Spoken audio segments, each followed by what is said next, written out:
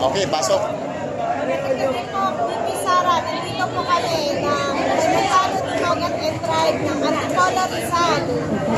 Suporta po kami lahat sa aming tribo na Mercado de Mogat. Nagpapasalamat po kami sa inyo sa lahat ng suporta niyo sa amin. Babalikin po namin ang suporta sa inyo. Nandito po kami sa EXA, sa Robinson, para po sa dalawang gabi, dalawang araw, nandito po kami para suportahan po kayo. Attorneys,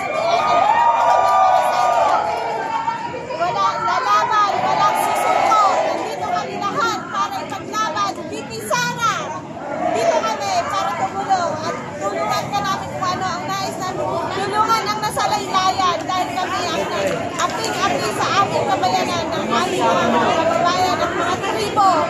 Kami ang lalaban, hindi susuko. Salamat. Ayan po.